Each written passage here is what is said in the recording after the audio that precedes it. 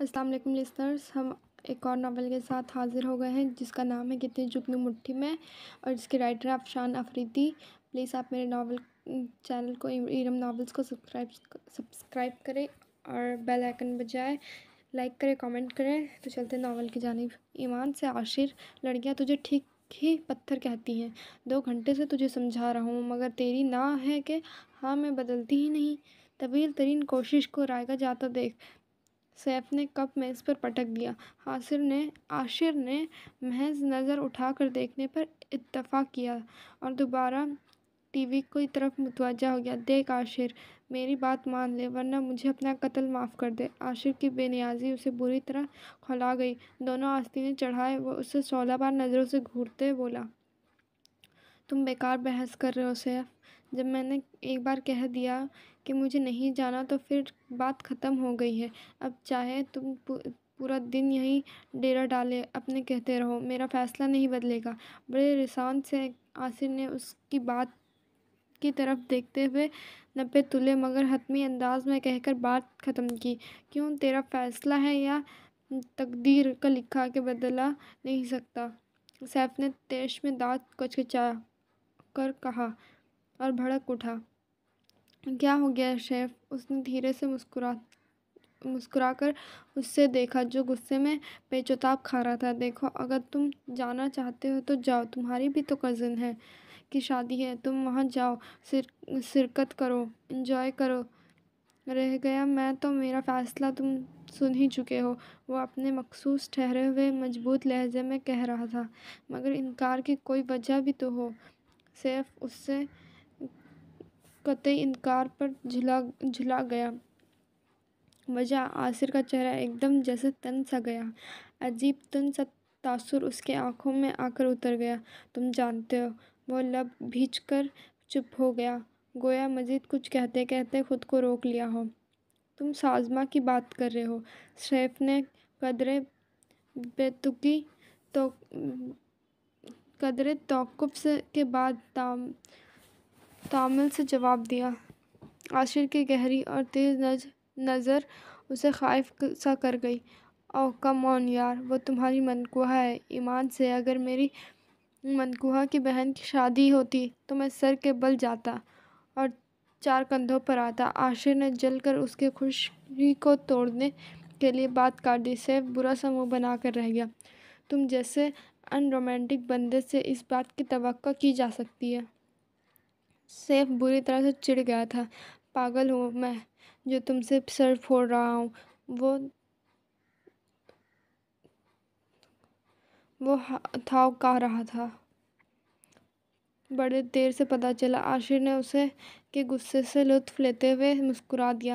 یاد رکھو عاصر حسن، تم نے مجھے انکار کر کے اچھا نہیں کیا۔ وہ تلملا کر اٹھ کھڑا ہوا۔ حالا جانتا ہوں میں۔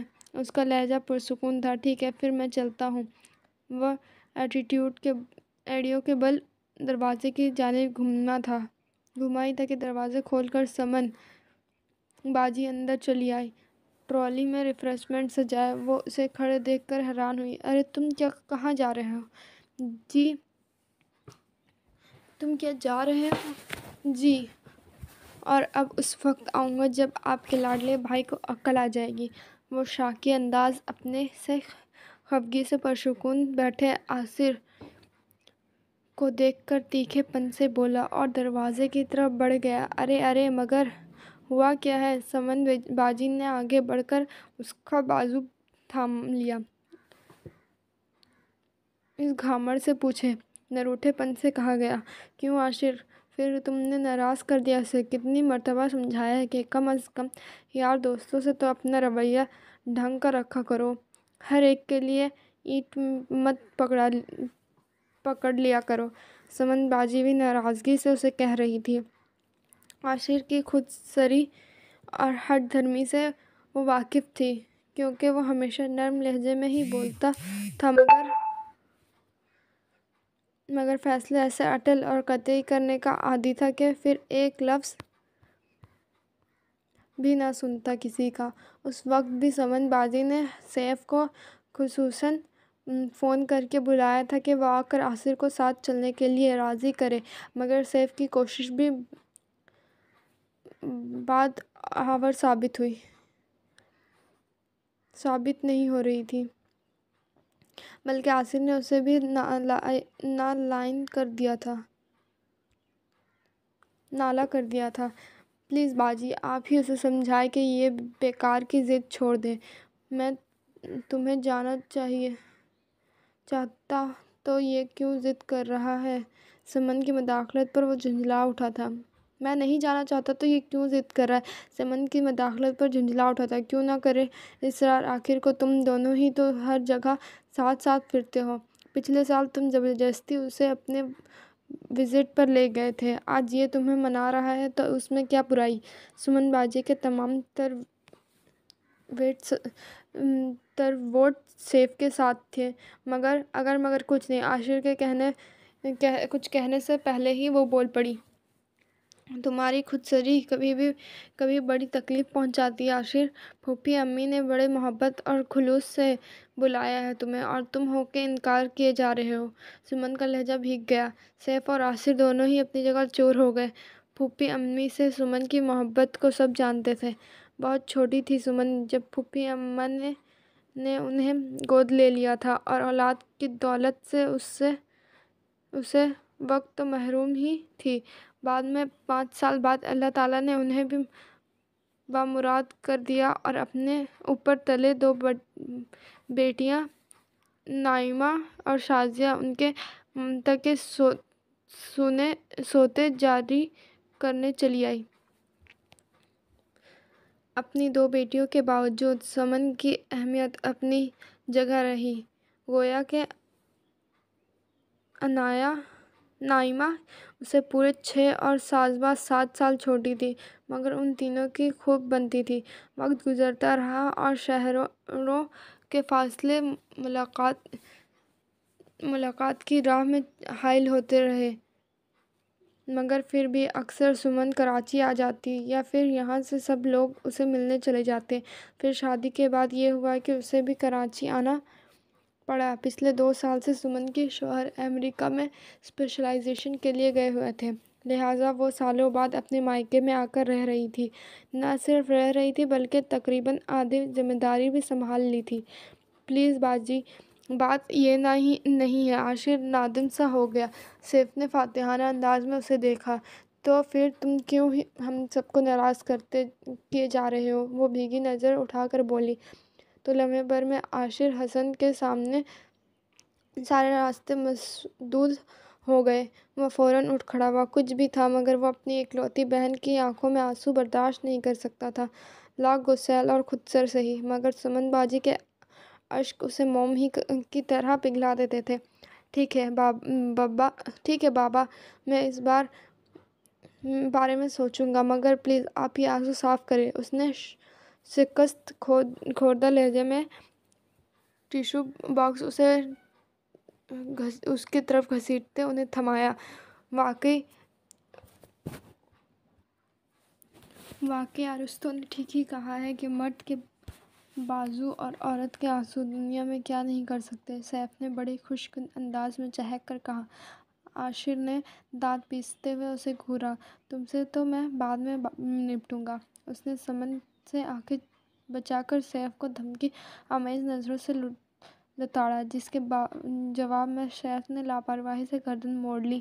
اچھا سیف، تم بھی ناراضگی چھوڑ دو اور یہ گاجر کا حلوہ کھاؤ، میں نے بڑے شوق سے بنایا ہے۔ عاشر سے نظر ہٹا کر سمن نے لاتعلق بنے کھڑے سیف کو دیکھ کر محبت سے کہا، تو پہلی فرصت میں ناراضگی بھلا کر صوفے پر ڈھہ گیا۔ سمن بہت خوش تھی، کم از کم اس نے سوچنے کی حامی تو بھری۔ کچھ اور چاہیے تو آواز دے لینا، میں ذرا امی کو یہ خوشی کی خبر سناؤں۔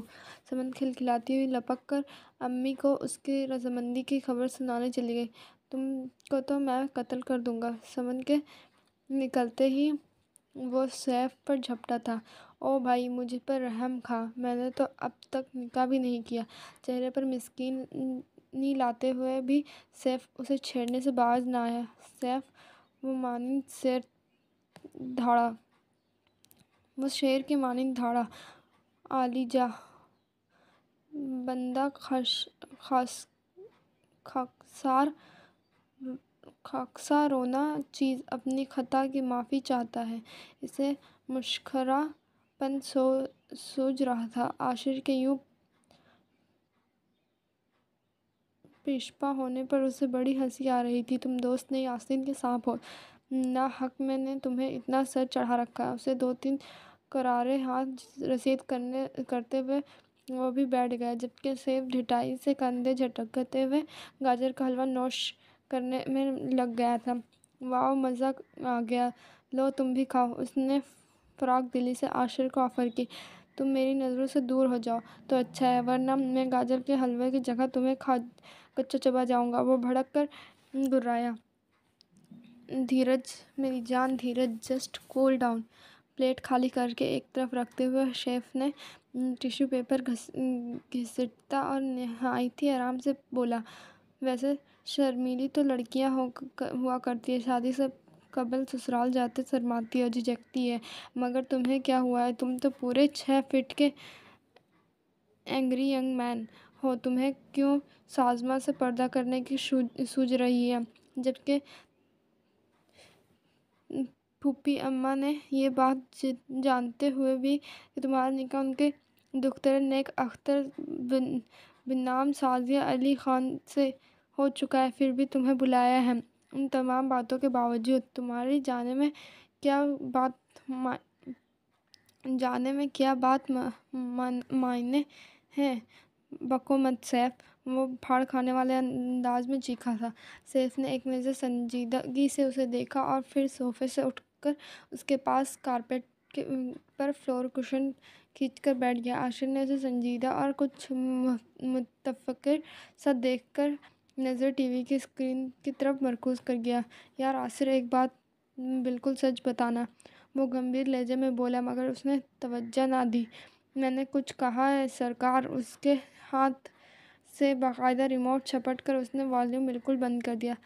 کیا ہے تمہیں؟ وہ روکھے سے پوچھنے لگا۔ بس ایک بات پوچھنی ہے، تم سے سچ سچ بتانا۔ اس کا روکھا لہجہ نظر انداز کرتے وہ سنجیدگی سے گویا ہوا۔ عاصر کو اندازہ تھا کہ وہ کیا پوچھنے لگا، لہٰذا نظر پھیر لی۔ کیا تم واقعی اب تک سازما کو ناپسند کرتے ہو؟ سیف کا سوال اس کے دل پر جا کر لگا۔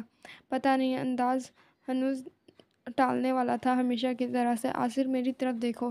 شیف نے اس کے کاندھے کھینچ کر اسے کا رخ اپنی جانب کر لیا، مگر اس کی کوشش میں اسے بڑی توانائی صرف کرنی پڑی۔ سامنے کوئی نازک سی لڑکی نہیں، بلکہ دراز کر چوڑے سانے والا عاشر حسن تھا، جس کی وجاہت اور خود سری اسے ہزاروں میں ممتاز کرتی تھی۔ فار گاڈ سیک سیف، کوئی اور بات کرو اب، کہ اس نے آنکھیں میں آنکھیں ڈال کر کہا۔ مگر عاصر، اب وہ تمہاری منقوہ ہے، اگر یہ سب تھا تو تم نے نکاح کے وقت انکار کیوں نہیں کیا؟ سیف کی سوئی ایک ہی جگہ پہ اٹکی ہوئی تھی۔ میں نے اقرار بھی کب کیا تھا؟ وہ پھٹ پڑا۔ کیا؟ سیف نے متعجب سا اسے دیکھتے گیا۔ تمہیں معلوم ہے کہ ابو نے نکاح سے صرف 5 گھنٹے پہلے مجھے اطلاع دی تھی، انکار اور اقرار کا کوئی موقع ہی نہیں آیا۔ مگر اس وقت تو معاملہ بہت نازک تھا عاصر، پھوپھا جان کے دشمن ان کی بیٹیاں اغوا کرنے کی دھمکی دے رہے تھے۔ اس میں تم جانتے ہو کہ اگر وہ انہیں اٹھوا لیتے تو گن پوائنٹ پر نکاح کروا کر پورے شہر میں پھوپھا جان کو رسوا کرتے۔ سیف تیز لہجے میں کہہ گیا۔ جانتا ہوں، وہ بھی دبے دبے لہجے میں چیخ پڑا، اور اس کے لیے اپنی قربانی بھی دے چکا ہوں۔ غصے سے ہتھیلی پر مکہ مارتے ہوئے اس کی آنکھیں میں جیسے شرارے دیکھنے لگے۔ واہ، کیا قربانی دی ہے آپ نے؟ سیف نے تمسکرا دیکھتے ہوئے استہزائیہ کہا۔ نکاح کرنے کے باوجود ان کی بیٹی کو دل سے اپنانے کی کوئی خواہش نہیں آپ کی، اور آپ کہتے ہیں کہ قربانی دے دی ہے آپ نے؟ میں پوچھتا ہوں کہ کس چیز کی قربانی دی ہے تم نے عاشر؟ کیا وہ لنگڑی ہے، لولی ہے، اپاہج ہے، یا خدا نخواستہ بدکردار ہے، جو اسے قبول کر کے تم نے انسانیت کے عظیم خدمت انجام دی ہے؟ شیف بھی غصے میں آ گیا۔ عاشر چند ثانیے اسے دیکھتا رہا اور پھر قدرے توقف کے بعد بولا، میں نے اپنے خوابوں اور اپنی خواہشوں کی قربانی دی ہے سیف، اور یہ بات تم نہیں سمجھ سکتے کہ جب منزل 2 قدم کے فاصلے پر ہو اور راستہ گم ہو جائے تو لٹے پٹے مسافر کے ذہن اور دل کی کیا کیفیت ہوتی ہے۔ اس کا لہجہ شکستہ اور نارسائی کے زخموں سے چور تھا۔ سیف ٹھنڈا پڑ گیا اس کے انداز پر۔ میں تمہارا دکھ سمجھ سکتا ہوں عاشر، مگر تم اپنے ایمان سے کہو کہ اس سارے معاملے میں سازمہ کا کیا قصور ہے؟ اگر پھوپھا جان کی دشمنی میں اسے گزند پہنچتی تو ابھی اس کی اتنا ہی دکھ پہنچتا جتنا کہ تمہارے رویے سے اسے ملا ہے۔ وہ کہہ رہا تھا اور شاید ٹھیک ہی بول رہا تھا۔ وہ عاشر سپاٹ نظروں سے اسے دیکھنے لگا۔ آج تمہاری نکاح کے پورے 3 سال ہو گئے ہیں۔ اس دوران تم نے ہر جگہ اس کی حد تک کی انسلٹ کی، اس کی پندار کو ہر حرف سے پہنچائی، مگر آج تک وہ مہر لب ہے۔ جب تم اس کے سامنے خاندان کے دوسرے لڑکیوں سے ہنستے بولتے تھے اور اسے محض سرد نظروں سے اور سرد رویے سے منجمد کرتے تھے، تب بھی تمہیں کبھی احساس نہ ہوا کہ تم اسے کتنا دکھ پہنچا رہے ہو۔ وہ لڑکی عاشر معاشرے کی مظلوم ترین ہستی۔ اگر تم محض اس لیے اسے مصلوب کرنے پر مل گئے ہو کہ اس نے تمہارے کہنے پر اس سے نکاح سے انکار نہیں کیا تو واقعی تم عقل کے اندھے ہو۔ پاگل انسان، وہ لڑکی تمہیں ٹوٹ کر چاہتی ہے،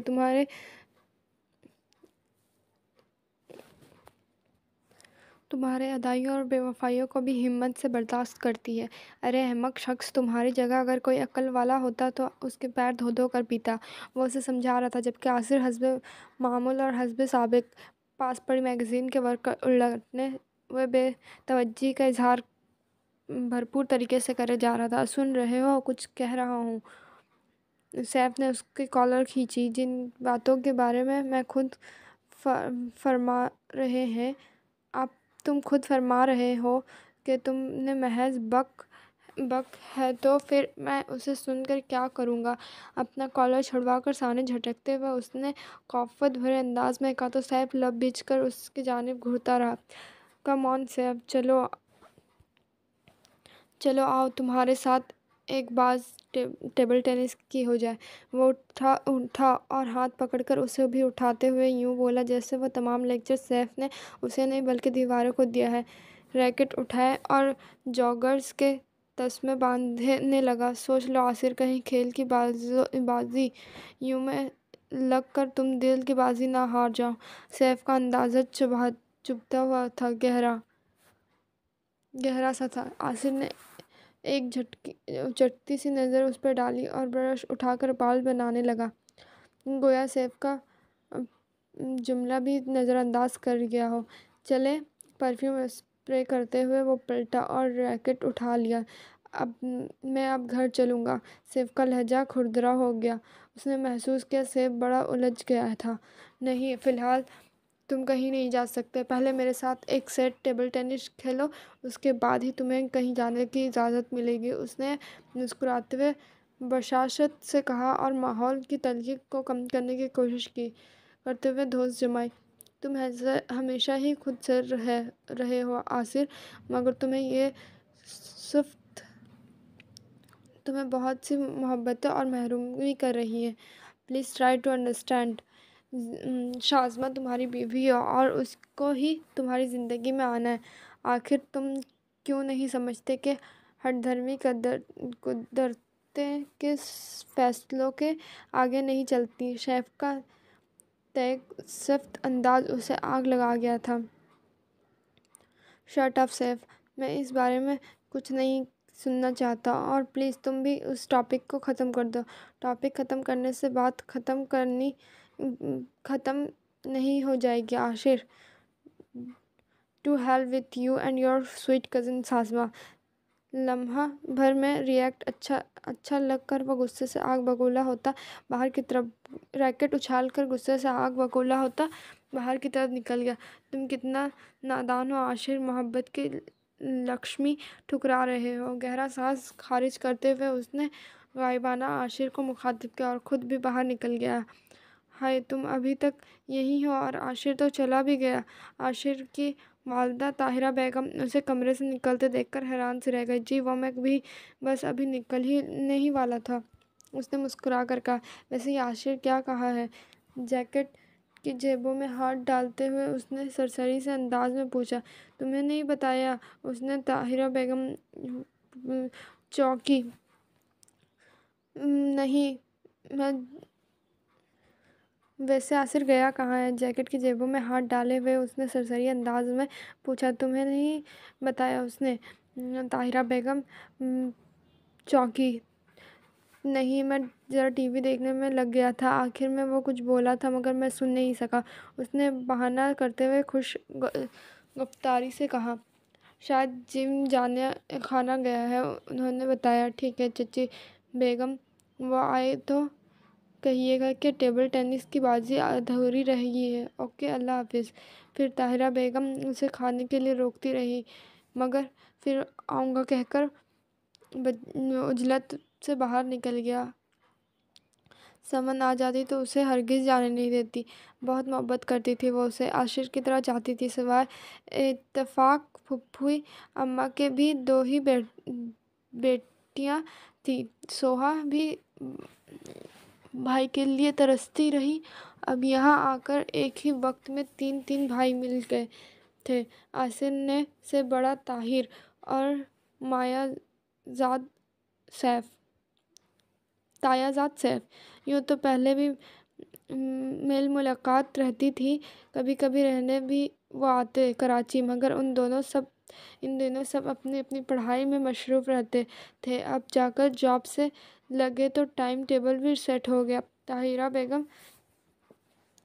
طاہر بینک میں ملازم تھے جبکہ عاشر پاپا کے ساتھ کلینک جاتا تھا، صوبہ میں ہاسپٹل بھی جوائن کر رکھا تھا۔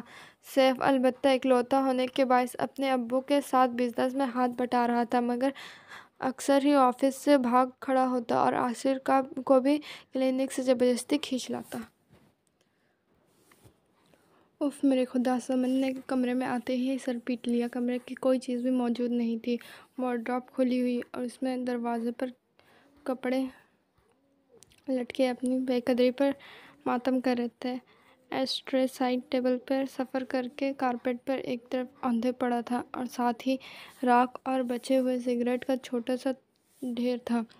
میڈیکل کی موٹی موٹی کتابیں بھی بکھری پڑی تھیں، باتھ گاؤن اور تولیہ ڈریسنگ ٹیبل پر پڑے بے دردی سے پھینکے گئے تھے۔ سمن نے دیکھا عاشر کمرے میں نہ تھا، فجر کی نماز پڑھ کر وہ سب پر خصوصاً عاشر پر دم کرنے کی عادی تھی، اس کا غصہ سب سے سوا تھا۔ یوں بھی وہ محسوس کرتی تھی کہ عاشر کی بحیثیت شوہر سازمہ کے لیے ہونے والی وارفتگی تقریباً ناپید تھی، اس لیے سرد مہری انہیں دل ہی دل میں ہلا دیتی تھی۔ ان کی خواہش پر ہی امی پاپا نے اس کا رشتہ سازمہ کے لیے دیا تھا۔ یوں تو امی کو بھی شازمہ پسند تھی، مگر جب وہ نازک صورتحال پیدا ہوئی کہ علی خان صاحب نے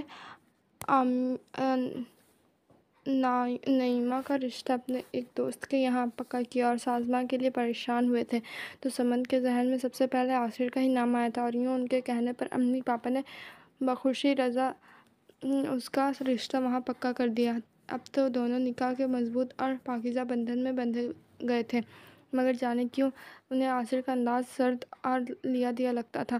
عام لڑکوں کی طرح وہ کبھی بھی سازمہ سے ملنے کی کوشش نہیں کرتا تھا، نہ ہی اس کے بارے میں کچھ سننے کو متحمل تھا۔ اس کے برعکس وہ سازمہ سے لاتعلق برتتا تھا۔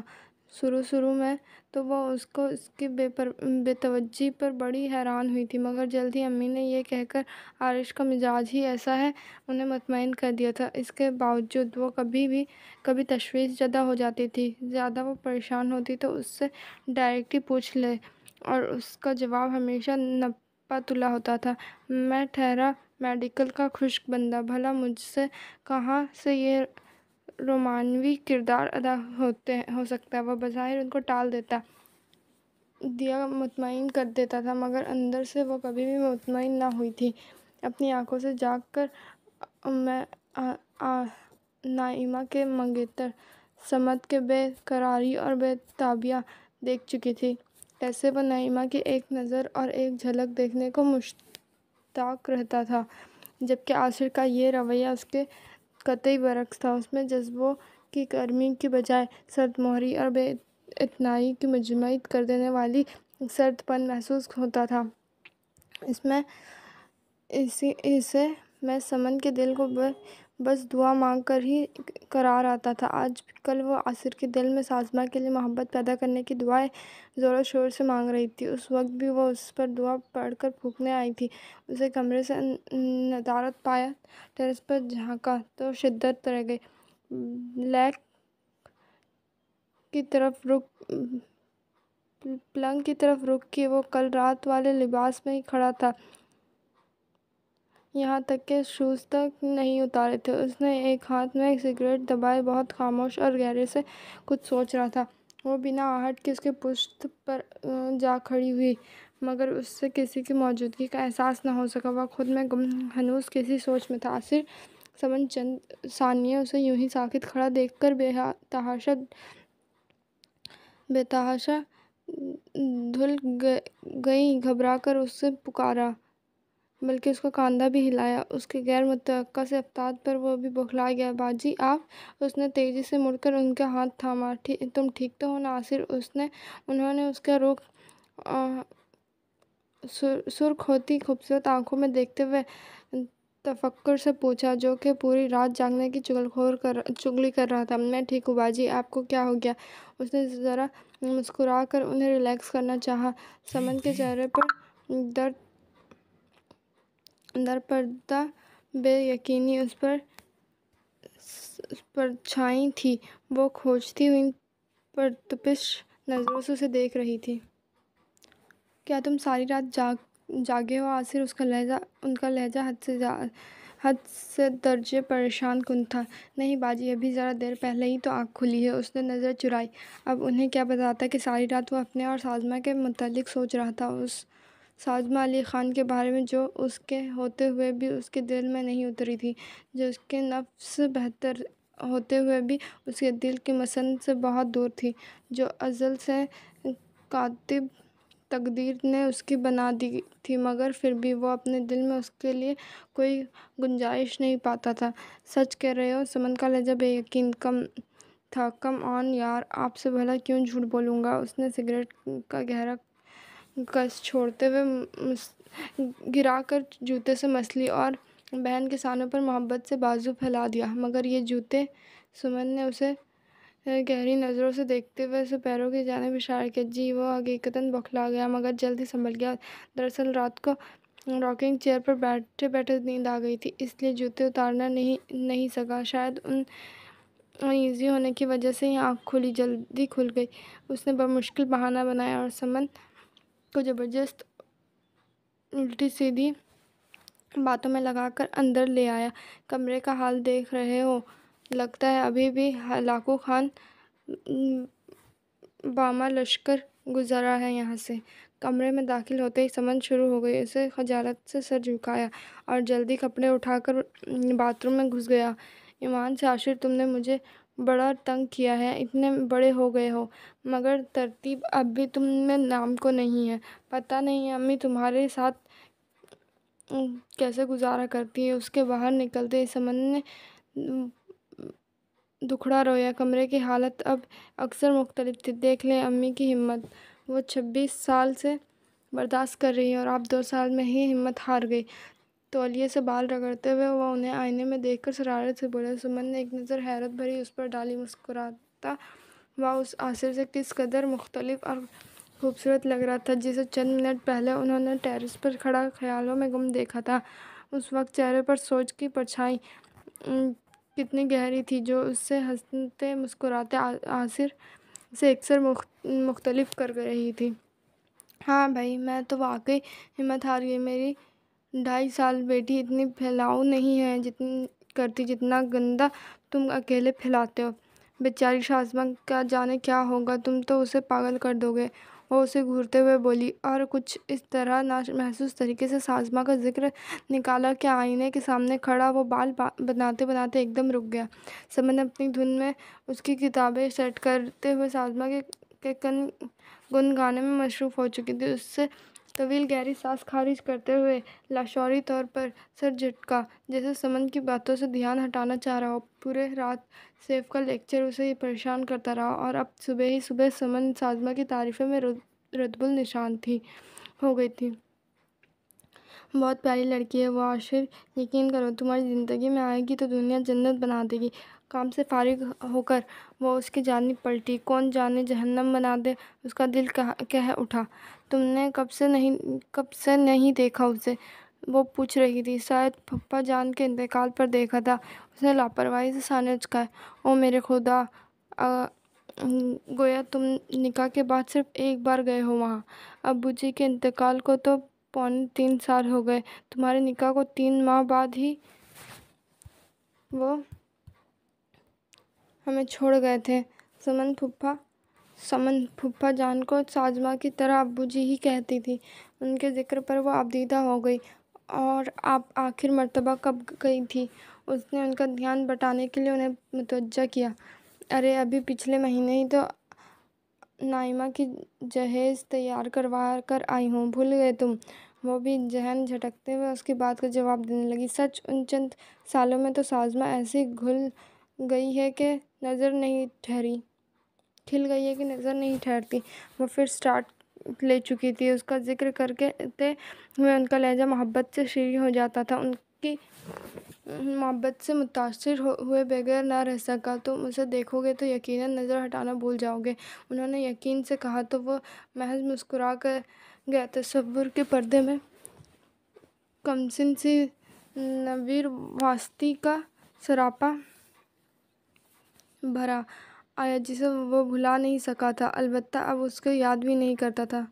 نویرا واسطی کا سراپا، ابھی سے گم ہو گئے موصوف، ابھی تو آپ نے اس کا دیدار بھی نہیں کیا۔ سمن نے اس کی آنکھوں کے آگے چٹکی بجائی تو ایک زخمی سی مسکراہٹ اس کے لبوں کو چھو گئی۔ کیا واسر، میری بات تمہیں اچھی نہیں لگی؟ اس نے زخم خوردہ تاثرات دیکھ کر اسے احساس سے چور انداز تبسم ان سے مخفی نہ رہ سکا، سو تڑپ کر استفسار کیا۔ ارے نہیں سمن باجی، اب کیا بتاؤں؟ کچھ بھی نہیں ہوا۔ اس نے رسٹ واچ پر نظر ڈالتے ہوئے 7 بجنے کو تھے۔ او ہاں، میں تو بھول ہی گئی، نیچے ہنی بھی جاگ گئی ہوگی، وہ بھی چونک گئی۔ چلو تم نیچے ہی آ جاؤ، امی پاپا بھی یقیناً اٹھ گئے ہوں گے، سب کے ساتھ ہی ناشتہ کر لینا۔ انہوں نے اسے دوبارہ کمرے میں جانے کے لیے پر تولتے دیکھا تو فوراً بولی، اچھا چلیں۔ وہ بادل ناخواستہ ان کے ساتھ چل پڑا، جبکہ اس وقت سخت نیند آ رہی تھی۔ نہا کر ذرا فریش تو ہو گیا تھا، مگر ساری رات کی جاگنا خمار بن کر آنکھوں میں آ ٹھہری تھی۔ کل رات سیف آپ سے مل کر گیا تھا؟ سیڑھیاں اترتے ہوئے اسے سیف کا خیال آیا۔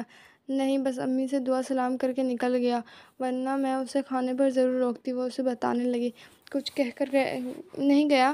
پتہ نہیں، شاید امی سے کچھ کہا ہو۔ انہوں نے لا علمی سے سانے اچکائے اور اپنے کمرے کی طرف چلی گئی۔ ان کے خیال کے مطابق ہنی جاگ چکی تھی۔ تو گویا وہ ناراض ہو گیا ہے۔ اس نے ٹی وی لاؤنج میں آ کر ٹیبل سے اخبار اٹھاتے ہوئے سوچا، لو بھائی عاشر، اب تم بھانجی کو سنبھالو، میں ذرا کچن دیکھ لوں۔ ذرا ہی دیر میں وہ ہنی کو اس کے پاس لیے آئی، جسے دیکھ کر اس کی شگفتگی اور تازگی لوٹ آئی، اور ذرا ہی دیر میں اس کے ساتھ کھیل میں مگن ہو گیا، باتیں کرتے تفکرات سب بھول گیا تھا۔ کہاں ہو تم ذلیل شخص؟ وہ سیف کو گیٹ سے ہی پکارتا ہوا اندر داخل ہوا۔ ارے تم عاشر بیٹے، آؤ بیٹا۔ سامنے ہی لان میں تائی امی مل گئی، اسے دیکھتے ہی محبت سے پکارا۔ صبح صبح اسے دیکھ کر مسکرا دیا۔ السلام علیکم تائی امی۔ ان کے قریب چلا آیا۔ وعلیکم السلام، جیتے رہو، خوش رہو۔ انہوں نے محبت سے اس کی پیشانی چوم لی۔ شکریہ تائی اماں۔ ان کا دعا انداز اس کے دل میں اتر گیا۔ کیسے ہو؟ گھر میں تو سب خیریت ہے؟ انہوں نے پوچھا۔ جی بالکل خیریت ہے الحمدللہ، فی الحال تو آپ یہ اسے بلا۔ وہ کھڑا مڑ کہاں ہے آج کل؟ اس نے باوجلت گمشدہ شیف کا پوچھا۔ کون شیف؟ وہ ذرا سا ہنس کر ہنسی۔ ارے یہیں کہیں ہوگا، کیا تم سے نہیں ملا؟ پورے 1 ہفتے سے شکل گم کر کے رکھی ہے اس نے۔ گدھے کے سر سے سنگ کی طرح غائب ہو گیا ہے۔ جب کانٹیکٹ کرنے کی کوشش کرتا ہوں کرو پتہ چلتا ہے کہ وہ گھر پر ہے، آفس میں ندارت۔ بس آج میں خود ہی اسے پکڑنے چلا آیا۔ وہ تیزی سے بولا۔ کیوں، کیا کوئی ناراضگی ہو گئی ہے؟ تائی اماں حیران رہ گئی۔ تعجب کی بات تھی، سیف 1 ہفتے سے اس سے ملے بغیر رہ جائے۔ جی کچھ ایسی ہی بات ہے، اس نے سرسری سا جواب دیا۔ کوئی خاص وجہ ہے کیا؟ سیف کی طویل ناراضگی سے یہی اخذ کر سکی کہ وجہ بھی ضروری بات بڑی ہوگی۔ ارے نہیں، بس اس کی تو عادت ہے۔ اس نے فقرہ مکمل ہونے سے پہلے ہی سیف چلا آیا۔ اس نے دل ہی دل میں شکر کیا کہ تائی اماں کے سامنے جواب دہ ہونے سے بچ گیا۔ تم؟ سیف اس کے موجودگی سے بے خبر اپنی دھن میں چلا آ رہا تھا۔ اسے دیکھ کر چونکا، اپنی جگہ ٹھٹک گیا۔ کہاں دفع تھے تم اتنے دنوں سے؟ اس نے تائی اماں کی موجودگی کی بھی پرواہ نہ کرتے ہوئے اسے اپنائیت سے غصے سے گھورا۔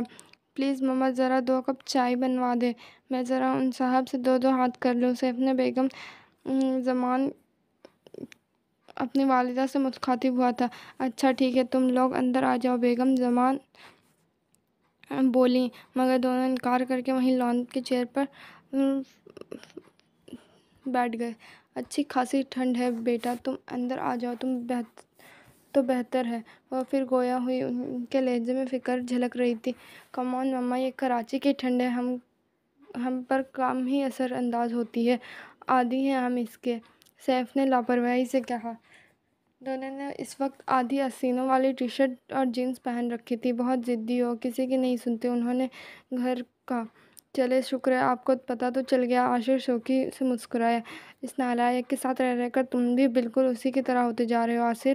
تائی اماں نے ایک تیز نظر بلا وجہ ہی سر دھنتے ہوئے سیف پر ڈالی، جو اب جواب میں وہ دونوں بے ساختہ ایک دوسرے کو دیکھ کر ہنس پڑے۔ کبھی نہیں سدھریں گے یہ، بیگم زمان بڑبڑاتی ہوئی چلی گئی۔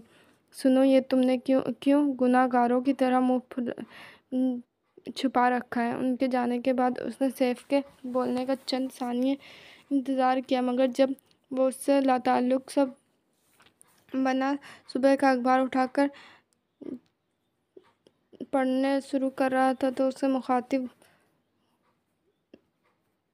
ہوا۔ ایک کرارا سا ہاتھ رسید کرتے ہوئے بولا۔ گناہ گار میں نہیں، کوئی اور ہے، مائنڈ اٹ۔ سیف نے لہجہ بھر نگاہیں اٹھائی اور شہادت کی انگلی اٹھا کر قطعیت بھرے انداز میں کچھ اس طرح بولا کہ وہ چپ رہ گیا۔ کون ہے؟ اس کا بھی لہجہ تیکھا ہو گیا، ماتھے پر سکنوں کا جال بن گیا۔ اپنے دل سے پوچھو، لاپرواہ سے جواب آیا۔ اچھا فضول باتیں مت کرو، میں پورے ہفتے تمہارا منتظر رہا، پھر جگہ میسج چھوڑا مگر تم ہر جگہ میسج چھوڑا پر تم مل کر ہی نہیں دے رہے تھے، چکر کیا ہے؟ کیا اب تم تک ناراض ہو مجھ سے؟ شیف کے جواب پر وہ تاؤ کھا کر رہ گیا، مگر فی الوقت غصہ دباتا ہی بیٹھا تھا، سو لہجے میں بشاشت سمو کر پوچھا۔ او تو آپ کو کسی کی ناراضگی کی بھی پرواہ ہے؟ سیف استنجایا ہو گیا۔ پاگل ہوئے ہو سیف؟ وہ اس کی سنگین ناراضگی اور طنز بھرے جملے پر دنگ رہ گیا۔ پاگل میں نہیں، تم ہو گئے ہو عاشر، جو محبت بھرے دل کو توڑ رہے ہو۔ تم اپنے ساتھ بہت برا کر رہے ہو عاشر، پلیز سنبھل جاؤ، اس سے پہلے کہ وقت کی ریت تمہارے ہاتھوں سے پھسل جائے۔ وہ تڑپ کر بولا۔ Stop it Saif. وہ مشتعل ہو گیا، لہٰذا دبے دبے آواز میں چیخ پڑا۔ اس کے غصیلے چہرے پر سخت تناؤ چھپا ہوا تھا، جسے دیکھ کر سیف دھیما پڑا۔ دیکھو عاشر، حقیقت سے فرار حاصل کرنا یا منہ چھپانا بہادری نہیں، you have to face the fact. اس کی گھٹنے پر ہاتھ رکھے ہاتھ پر اپنا ہاتھ رکھ کر اس پر دوستانہ انداز میں دباؤ ڈالتے ہوئے سیف عاجزی سے کہہ رہا تھا، میں نے حقیقت سے کبھی فرار نہیں چاہا سیف۔ وہ بھی کول ڈاؤن ہو کر گویا ہوا، مگر اسے قبول بھی تو نہیں کیا۔ جہاں تک حقیقت کو ماننے کی بات ہے تو اس کا تعلق محض ذہن کی حد تک ہوتا ہے سیف، مگر اسے قبول کرنا قطعی اور سراسر دل کا معاملہ ہے، اور دل کے معاملے میں انسان اکثر بے اختیار ہو جاتا ہے۔ وہ گہرے دکھ کا احساس لیے کہہ رہا تھا، میں جانتا ہوں عاصر، تم نویرا واسطے کو بھلا نہیں سکے، مگر اب زندگی نے ایک نئے باب کا آغاز کر دیا ہے میرے دوست۔ جیسے پڑھنا تمہارے لیے ناگزیر ہو گیا ہے، ماضی کو گزاری جماعت کا نصیب سمجھ کر بھول جاؤ میرے یار۔ وہ پھر لیکچر دینے سے باز نہ آیا سیف، وہ اسے گہری نظروں سے دیکھ کر رہ گیا۔ یہ سب کہنا آسان ہوتا ہے، مگر اس نے لب بھیج کر سرخ ہوتی آنکھوں موند لی، کچھ کہتے کہتے رک گیا۔ اگر اور مگر ایک پریکٹیکل شخص کی لاگت میں کبھی نہیں رہے عاصر، تمہیں بھی ان کے چکروں سے باہر نکل آنا چاہیے۔ تم سمجھتے ہو محبت ایک آخری اختیاری جذبہ ہے؟ اس نے ترسی سے استفسار کیا۔ نہیں، میں یہ نہیں کہتا، مگر اتنا ضرور کہتا ہوں کہ عہد نبھانا اور اپنے قول کی لاج رکھنا مردوں کا خاصہ ہوتا ہے۔ تم نے سازمہ سے نکاح کر کے اس کا ساتھ نبھانے کا اقرار سب کے سامنے کیا ہے، مگر اب تم اس سے مکر رہے ہو۔ سیف اپنی بات پر زور دیتے ہوئے بولا، میں نے ایسا کچھ نہیں کیا۔ وہ غصے سے جھنجھلا کر کھڑا ہو گیا۔ اچھا، سیف طنزیہ ہنسا، لیکن جب پھوپھی اماں نے نائمہ جی کے ساتھ سازمہ کی رخصتی کے لیے زور دیا تو تم نے کیوں انکار کر دیا تھا؟ اس کے سوال کھڑا کیا۔ میرا خیال ہے کہ میں ابھی اسٹیبلش نہیں ہوں۔ یوں بھی طاہر بھائی کی شادی پہلے ہونی چاہیے۔ کرلی کے پیچھے کھڑے ہو کر اس نے جھکتے ہوئے اس کی بیک مضبوطی سے گرفت میں لی اور سنجیدگی سے کہا، میری آنکھیں میں دیکھ کر کہو عاصر حسن کہ تمہاری بیان کرو وجہ ہی اصل محرک تھی انکار کی۔ سیف اٹھ کر اس کے مقابل آیا اور اس کا شانہ ٹھوک کر بولا، فار گاڈ سیک سیف، آخر تم اس ٹاپک کو ختم کیوں نہیں کر دیتے؟ وہ اپنے لہجے کو جھنجھلاہٹ پر قابو کرتے ہوئے بولا، پر پھر بھی وہ قابو نہ کر پایا۔ اس لیے میرے یار کہ یہ معاملہ کسی بے جان شے کا نہیں ہے، ایک جیتی جاگتی ارمانوں سے بھری اس معصوم لڑکی کا ہے جو تمہیں چاہنے کی سزاوار ہے، جس نے اپنے والدین کی رضا کے آگے سر جھکا کر تمہیں دل سے اپنا مان لیا ہے، جو تمہاری منقوہ ہے۔ سیف کا ایک ایک لفظ کڑوے سچ کی طرح اس کی سماعتوں میں آگ کی طرح اتر رہا تھا، مگر میرے دل اور میرے ارمانوں سے اسی طرح نہیں چاہا سیف، جانے کیوں وہ میرے اندر نہیں اتر سکی، کوئی راستہ نہ بنا سکی میری ذات تک پہنچنے کے لیے۔ وہ بلا ارادہ ہی کہتا چلا گیا۔ سیف نے اسے گہری نظروں سے دیکھا، تم نے سارے دروازے اندر سے مقفل کر لیے ہیں عاشر، ورنہ وہ تو کب سے تمہارے در پر دستک دے رہی ہے۔ سیف خطرناک حد تک سنجیدہ تھا اور بڑی صاف گوئی سے برملا خطائیں کا گنوا رہا تھا۔ حقیقت سے پردہ اٹھ رہا تھا، بات دستک کی نہیں، دستک دینے والے ہاتھ کی ہے۔ سیف، میں اپنے آپ کو سخت لاچار محسوس کرتا ہوں، یقین جانو خود کو اور اپنے دل کو ہر طرح راضی کرنے کی کوشش کرتا ہوں، مگر میرے سرکش جذبے ہمیشہ سے مزور رہے ہیں۔ مجھے سمجھ نہیں آتا کہ میں کیا کروں۔ وہ واقعی اس ذہنی خلفشار اور قلبی انتشار سے سخت مضطرب تھا۔ میری مانو تو رخصتی کروا لو، سازمہ تمہارے پاس رہے گی تو خود سری اور بے گانگی کا یہ خول بھی اتر جائے گا۔ سیف نے بڑے خلوص سے مشورہ دیا، خلیل جبران کا کہنا ہے کہ محبت طویل قربت کا رد عمل نہیں ہوتی، یہ تو وحی کی طرح ہمارے دل میں اترتی ہے۔ سو تمہارا یہ خیال غلط ہے۔ وہ زخمی خوردہ سا مسکرایا۔ مگر ہمیشہ ایسا نہیں ہوتا عاشر، کبھی کبھی غربتیں بھی محبتیں کی چنگاریاں سلگا دیتی ہیں۔ دل و جان میں سیف اسے سمجھانے پر مقصر تھا، محبت سے شانے پر ہاتھ دھرا۔ مگر میرے لیے ایسا بہت مشکل ہے۔ اس نے اپنے دونوں ہاتھ بے چینی سے آپس میں رگڑ کے، چاہے حاضر ہے صاحب۔ سیف اسے تحرم بھری نظروں سے دیکھ رہا تھا۔ ابھی مزید کچھ کہنا ہی چاہا تھا کہ ملازم ٹرالی ڈھکیلتا چلا آیا۔ 2 کپ بنا دو۔ اس نے گہرا سانس خارج کیا اور کرسی پر بیٹھ کر سگریٹ جلا لی۔ سیف نے بھی خاموشی سے ناشتے کی ٹیبل میز پر منتقل کرنا شروع کیا۔ پنڈی جانے کے بارے میں کیا سوچا؟ اسے سوچ پہ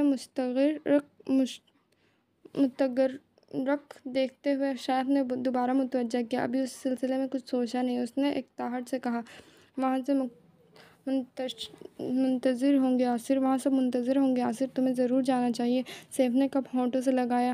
اس نے اختصار سے کام لیا اور محض پر اکتفا کیا۔ صرف ہوں سے کام نہیں چلتا میرے بھائی، تمہیں ہاں ہی کہنا پڑے گا۔ اب کہ سیف ذرا سا مسکرایا۔ کیوں؟ اس کے بھویں تن گئے۔ اس لیے کہ میں تمہیں ساتھ لیے بغیر نہیں جاؤں گا۔ ایک لفظ پر زور دیتے ہوئے سیف نے اس کی آنکھ میں دیکھ کر بڑی قطعیت سے کہا، مگر میں نے تم سے کچھ نہیں پوچھا، لہٰذا تم چپ رہو۔ اس کے جملہ مکمل ہونے سے پہلے ہی سیف ٹوک کر بولا، تو اس نے محض گھورنے پر اکتفا کیا۔ اب اتنا تو وہ بھی جانتا تھا کہ وہ اگر عاشر حسن ہے تو یہ بھی سیف زمان ہے، جو کم ہی گرجتا تھا، اور جب گرجتا تھا تو برستا بھی تھا۔ سیف اور تمام گھر والوں کے شدید اصرار پاپا کے شفیق تحکم کے تحت اس نے بھی نائمہ کی شادی پہ جانے کا پروگرام بنا لیا تھا۔ وہ دل سے جانے کے حق میں نہیں تھا، یہ بات سیف اچھی طرح سے جانتا تھا اور اس کی وجہ سے بھی بخوبی واقف تھا، مگر فی الوقت یہی بہت تھا کہ وہ جانے کے لیے راضی ہو گیا تھا۔ حالانکہ سیف کی 1 ہفتے کی ناراضگی اور تمام لیکچر اس پہ قطعی اثر انداز نہیں ہوا تھا، کیونکہ بقول عاشر نہیں ہے خلل اس میں کوشش کا، محبت اتفاقی حادثہ ہے۔ مگر پھر بھی وہ مطمئن تھا کہ شاید اتنے سالوں بعد ایک دوسرے سے ملاقات کر کے کچھ بہتر صورت سامنے آ جائے، کیونکہ اس دوران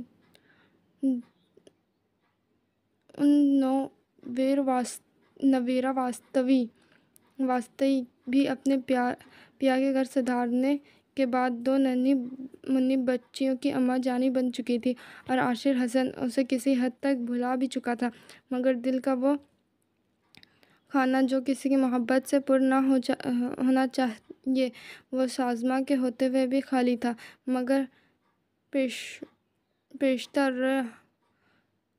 کس امی اور پاپا بھی کبھی کبھی اس کے سرد رویے اور لاپرواہ انداز کو محسوس ضرور کرتے تھے، مگر اکثر نظر انداز کر جاتے تھے، شاید اس لیے کہ وہ اب تک یہی سمجھتے تھے کہ عاشر حسن ایک غیر جذباتی اور کسی حد تک گلیشیئر ٹائپ شخص ہے، یا پھر وہ اپنے احساسات کو 7 پردوں میں چھپا کر رکھنے کا عادی ہے۔ مگر یہ بات سوائے سیف اور عاشر کے کوئی نہیں جانتا تھا کہ اس کے رویے کا پس منظر کیا ہے، کس محرک نے اس کے دل کو پتھر بنا دیا تھا، ایک برف کی سیل میں تبدیل کروا دیا تھا، جسے سازماں کی محبت بھی پگھلا نہ پا رہی تھی۔ عاصر اسٹیشن ریزرو کروانے آپ نے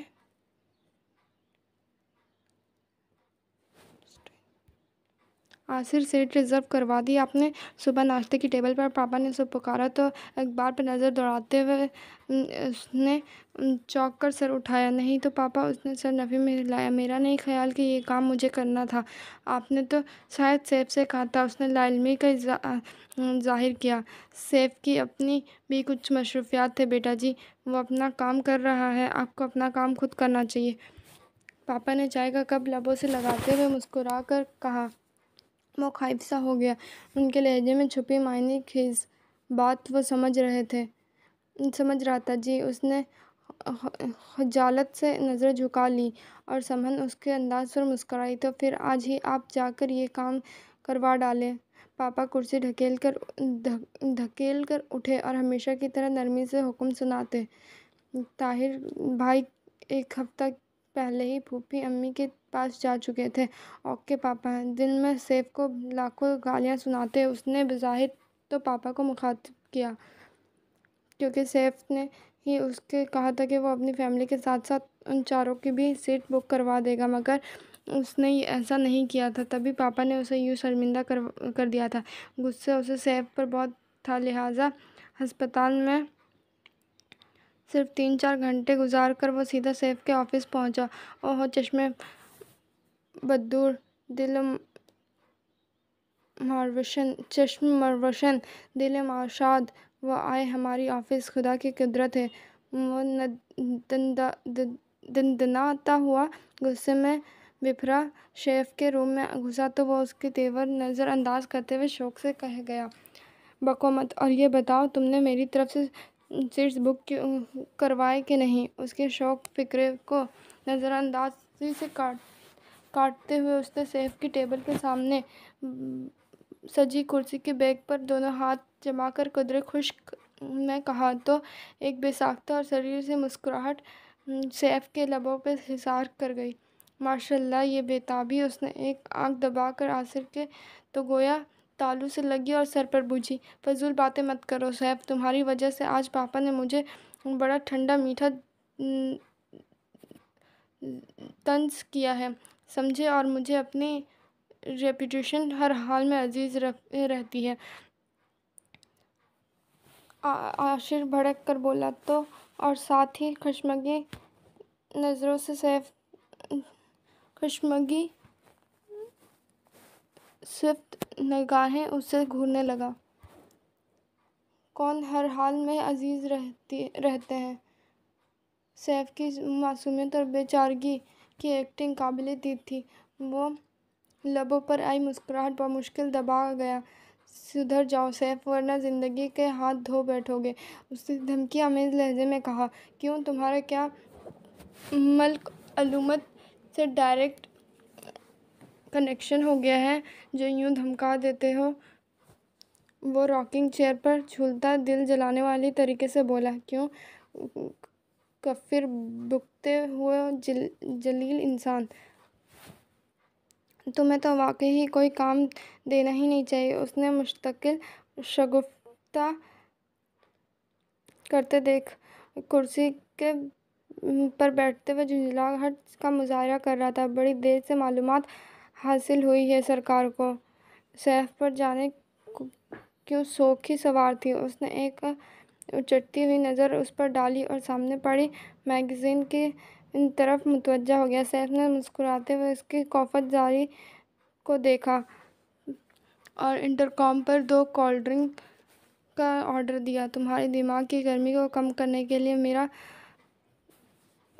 طرف سے کولڈ ڈرنکس ہی ٹھیک رہے گی، میرے حساب سے کولڈ ڈرنکس ہی ٹھیک رہے گی، وہ متبسم ہو کر بولا۔ اس نے شعلہ بار نظروں سے اس کے وجود پر ڈالی اور مگر وہ ڈھٹائی سے ہنستا رہا۔ کچھ دیر میں ڈرنکس دیے جا چکے تھے اور اس دوران سیف اسے اپنے بزنس کے اپس اینڈ ڈاؤنز بتا رہا تھا۔ یہ لو فاسٹ ڈرنک۔ یہ کچھ مٹ گیا نیچے سے پڑھتے، حالانکہ تم جیسے پتھر کو میری مقوی قلب قسم کی ضرورت تو نہیں ہے، مگر پھر بھی آداب میزبانی آڑے آ جاتی ہے۔ سیف کو بولنے کے میراث اس کی تند نظروں بھی اب تو اثر پروف ہو چکی تھی۔ تم مجھے ریزرویشن کا بتاؤ، اس نے گلاس اٹھاتے ہوئے استفہامیہ نظروں سے اسے دیکھ کر پوچھا۔ بھئی ریزرویشن تو ہو ہی چکی ہے، اب تو تمہاری منقوہ سے مزید کیا پرابلم باقی رہ گئی ہے؟ ہر سوال کا الٹا جواب موصول ہو رہا تھا۔ چوکی سے آنکھیں گھماتے ہوئے کوک کا سپ لیا۔ سیف اسے سخت زہر لگا۔ بے تکا مذاق اس کی نازک طبیعت سے سخت گرا گزر رہا تھا۔ واحد یہ سیف کا ہی دل کر نبھا کے اس سے اس حد تک شوق ہوتا تھا، ورنہ کوئی بھی اس سے اس حد تک شوق نہیں ہوتا تھا۔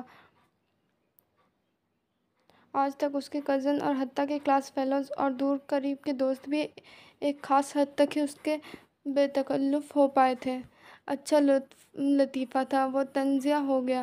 پسند آیا؟ سیف چہکتے ہوئے بولا۔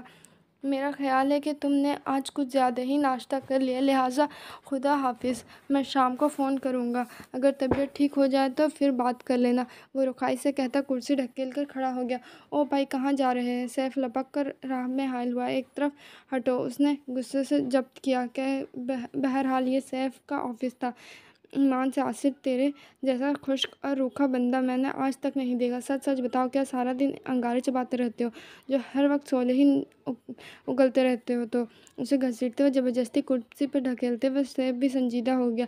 مذاق کا ایک وقت ہوتا ہے سیف، میں اس وقت اپنی ڈیوٹی چھوڑ کر، اپنے پیشنٹ چھوڑ کر تمہارے پاس اس کا لطف اندوز ہونے نہیں آیا ہوں۔ وہ سنجیدگی سے گویا ہوا تو سیف نے بھی اعتراف کے طور پر سر اس بات میں ہلا دیا۔ اچھا بولو، کس کام سے آئے ہو؟ تم نے سیٹس ریزرو کروائے ہیں کہ نہیں؟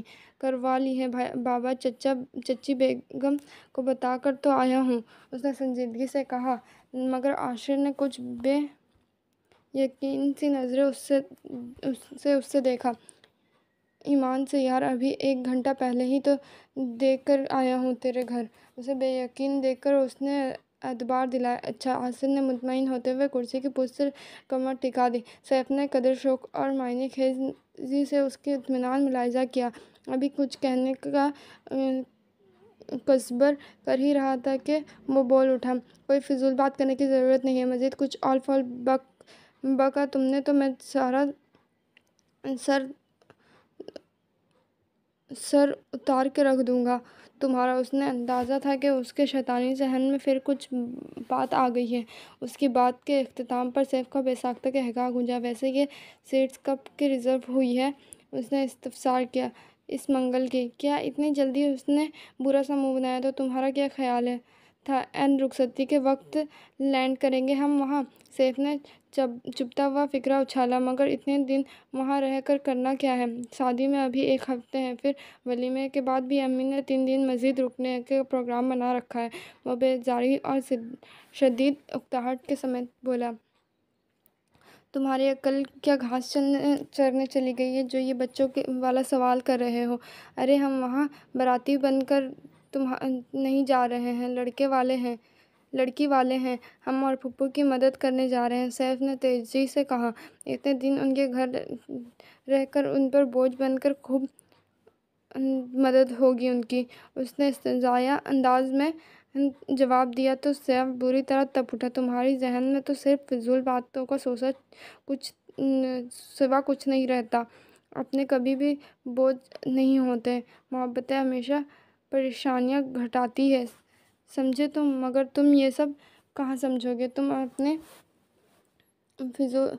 کھول میں بند ایک گھسی پٹی فلسفی کے تحت کام کرنے والے بے حس انسان ہو، تمہیں رشتوں کی قدر اور اہمیت کا احساس کہاں؟ سیف اسے کھری کھری سنانے لگا۔ تم تو صرف اپنی محرومیوں کا بدلہ دوسروں کے گناہوں سے لینا جانتے ہو، خلوص محبت اور بےغرض تمہارے سرشت میں نہیں ہے۔ عاصر حسن، میری بات کا تم غلط مطلب لیا ہے۔ سیف کے بھڑکتے لہجے کے برعکس وہ قدر رسانیت سے بولا، میرے کہنے کا مقصد یہ تھا کہ ہم سب اس طرح جا کر ان کے چھوٹے سے گھر میں رہ کر انہیں پریشان نہیں کریں گے۔ تمہارے اطلاع کے لیے عرض ہے کہ ان کا گھر چھوٹا نہیں، پچھلے سال ہی انہوں نے اوپر کی منزل پر بہت اچھا گھر بنوایا ہے، لہٰذا جگہ کا مسئلہ نہیں رہے گا۔ سب کے کھانے پینے کا معاملہ تو تمہیں یہ سن کر خوشی ہوگی کہ تمہاری سسرال بینک بیلنس بہت اچھا ہے، وہ طنز کرنے سے نہ چوکا۔ مجھے ان کے بینک بیلنس سے کوئی مطلب نہیں ہے، مجھے اس نے ایک ایک لفظ چبا کر ادا کیا۔ ظاہر ہے جب ان کی بیٹی سے کوئی لگاؤ نہیں تو پھر کسی چیز سے کیا مطلب ہوگا۔ سیف استنجایہ انداز سے گویا ہوا۔ That's it Saif, that's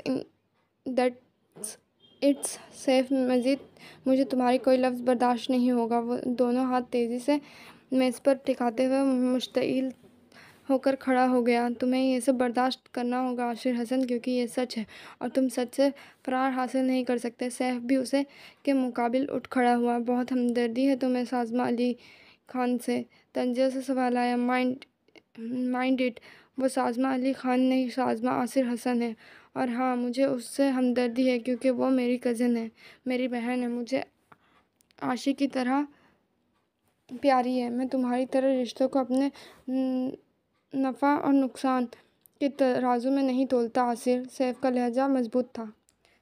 safe, یہ تم غلط کہہ رہے ہو، میں نے اپنے نفع نقصان کو کسی کو ذمہ دار نہیں ٹھہرایا۔ اس نے سعادت کی انگلی اٹھا کر تیز لہجے میں کہا، مگر اپنی محرومی اور نارسائی کی سزا ضرور دے رہے ہو تم، اور یہ سزا صرف ایک لڑکی تک محدود نہیں ہے بلکہ اس کی پوری فیملی کو ڈس آن کیا ہے تم نے۔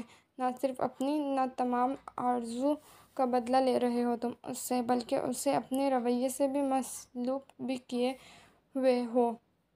سیف کے جملے میں سچ کی کاٹ تھی۔ پلیز سیف، تم سازمہ کو ڈسکس مت کیا کرو آج یا پھر کبھی۔ جب بھی تم نے مجھ سے اس ٹاپک پر بات کی ہمارے درمیان سوائے تلخ کلامی کے اور کچھ نہ رہے گا۔ بہتر ہے کہ ہم اس ذکر سے گریز کریں۔